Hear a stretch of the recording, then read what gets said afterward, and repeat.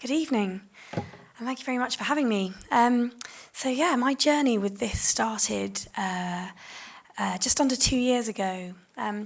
Just taking you back a little bit further, I first became aware of the problem. I have to say I was very ignorant of the problems going on in Syria and the Middle East. I knew there were troubles, but I didn't really understand what they were or what they were about.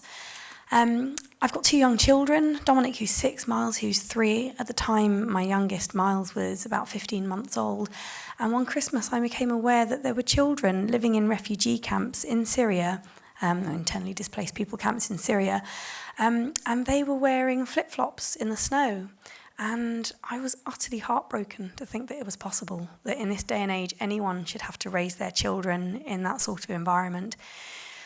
But I think the thing that upset me most of all was the fact that we had allowed it to happen. I mean, when we have so much here in this culture, and they have so little, the injustice and the imbalance just seemed horrendous. And it really troubled me. I started off by just sending out packages of clothes, all my children's clothes. I had lots of things I'd been saving for my sister's baby, but I realised that those families needed them so much more than she did. So I started sending them out, and it just didn't feel like enough. When I saw the troubles when IS were taking areas in Iraq, Mosul, Karakosh, Sinjar, in 2014, I just felt I had to do something. I couldn't just sit back and just continue with life. Sending clothes seemed like not really dealing with the enormity of the problem, but equally they were fleeing in the summer and taking nothing with them, so many of these people. And winter was coming. How were they going to survive? I mean, these people were fleeing by the millions. When that number of people descend on a new area or city, the host population can't deal with that number of people. So I became very focused on what we could do. It started with an email to just the parents in my son's year group, saying, look, we need to fill a lorry of aid to send out there. So the vision was to fill 1 lorry. And less than 2 years later, we've sent 45 lorries and containers. They're big articulated lorries, 40-foot shipping containers of aid to both Iraq and Syria.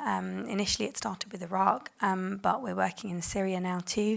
We've sent 11 ambulances. We've sent a lot of medical equipment. We opened at the beginning of May a new hospital in Syria in an area where all the hospitals have been destroyed. It was an area that was controlled for some time by ISIS and has been liberated now.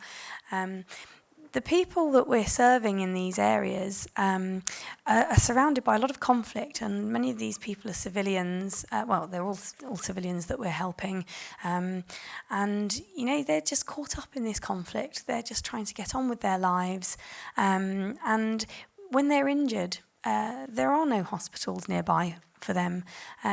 So many of the hospitals have been destroyed in Syria now. Around 200, nearly 200 have been destroyed.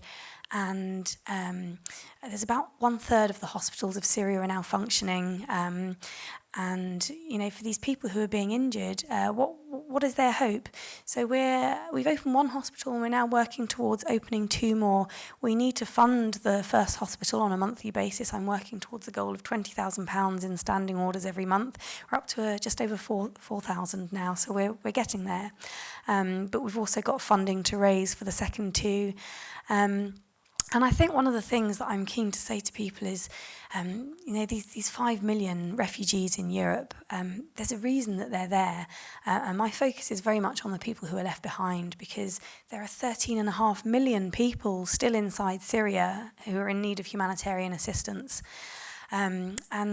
These people, so many of them have lost everything. They've lost their homes, families, loved ones. So many of them have lost everything. But the most important thing that they've lost is hope. And there's as I'm sorry, the gentleman said earlier, there's no end in sight for this conflict. And the people left behind are the people who can't afford to get on a boat. They have to pay money to these traffickers. They're the people who are left behind, the people who are trying to stay and keep some sort of society going. Things have broken down so much there. But providing a little bit of respite, a little bit of hope for these people, that's what our business is. That's what my business is. It's about trying to provide a glimmer of hope for these people.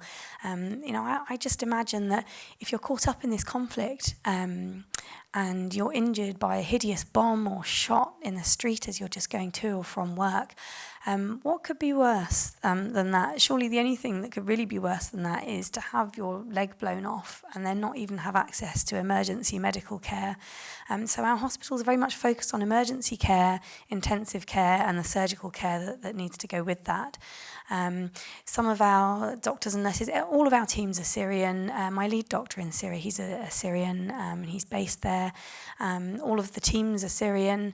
In a country where 3/4 of the people are living in poverty now, we're trying to support those teams, those people who are working there. Some of them are volunteers, many of them are volunteers, in fact. So the money that we raise is focused purely on supporting the hospitals, paying the salaries of the doctors and nurses. I work on a completely voluntary basis. Everyone that works with me works on a completely voluntary basis. Even our lead doctor in Syria gives his time, strategic planning, implementation and management of these projects on a voluntary basis. So every penny that's raised goes directly towards supporting the cause that we're intending to support. And I think that in the current climate where charities come under a great deal of scrutiny now for the way they spend their money, it's really important to be able to be very upfront about what we're doing financially with the money that we raise.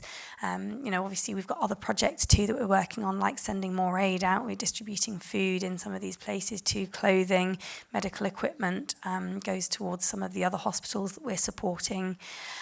And I think that really, tonight has shown a lot about the reality of situations that people are facing in some of these places. And it's very easy when we're surrounded by so much media news, it's very easy to start to switch off after a while, because sometimes we just don't know what to do when we see these things that are going on, which are really heartbreaking. And I guess that's where I started with this, not knowing what to do. But then an opportunity came up, and I seized it, and it's grown from there.